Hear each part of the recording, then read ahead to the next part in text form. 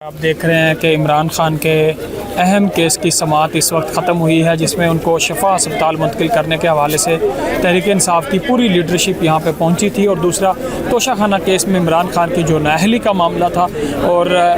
مرکزی اپیلوں پر جو سماعت ہوئی ہے اس میں اب مزید کارروائی عدالت نے پرسوں تک ملتوی کر دی ہے، اور کہا جا رہا ہے کہ عدالت کی طرف سے ایسے گراؤنڈز پر جو ہے وہ دلائل مانگے گئے تھے کہ کن بنیاد پر جیل رولز کے تحت عمران خان کو شفا اسپتال عدالت منتقل کرنے کا حکم دے، جس پر جو وکیل تھے عمران خان کے لطیف کھوسا، ان کا بتایا جا رہا ہے کہ شاید انہوں نے یہ درخواست کی کہ یہ سماعت جو ہے کل تک کے لیے رکھ لی جائے، وہ مزید تیاری کرنا چاہتے ہیں، جس کا مطلب یہ تھا کہ وہ تیاری کے بغیر اسلام آباد ہائی کورٹ آج پہنچے تھے۔ تو اس کی کیا وجوہات ہیں؟ تحریک انصاف جو ہے وہ وکلا یہاں پہ آج بڑی تعداد میں ہمیں دکھائی دے رہے ہیں، لیڈرشپ بڑی تعداد میں دکھائی دے رہی ہے، لیکن ایسی کیا صورتحال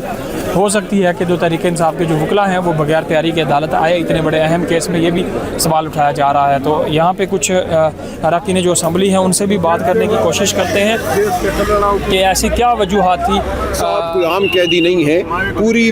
قوم جو ہے ان کی صحت کے حوالے سے تشویش میں مبتلا ہے۔ کیا وجہ ہے کہ ان کے ذاتی معالج کو جو پہلے 5 دفعہ انہیں جیل میں دیکھ چکے ہیں اب دیکھنے نہیں دیا جا رہا؟ یہ اس میں بڑا معاملہ ہے۔ کیا وجہ ہے کہ ان کو شفا انٹرنیشنل ہسپتال منتقل نہیں کیا جا رہا جہاں ان کا پورا جسمانی معائنہ ہو؟ خون کی کلاٹنگ کیوں ہوئی؟ کیا وجہ ہوئی کہ خون جو ہے ان کی آنکھ میں آ کے جمع، جس کی وجہ سے ریٹنا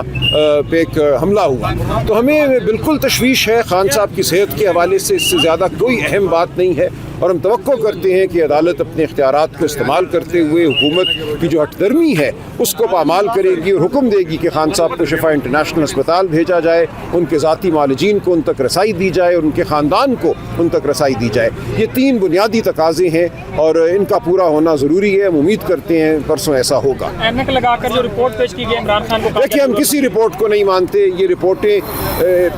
خاندان کی موجودگی میں نہیں بنی، ان کے ذاتی معالجین کی موجودگی میں نہیں بنی، تو ہم کسی رپورٹ پہ اعتبار نہیں کریں گے جب تک خاندان اور ان کے ذاتی معالجین اس عمل میں شامل نہیں ہوتے۔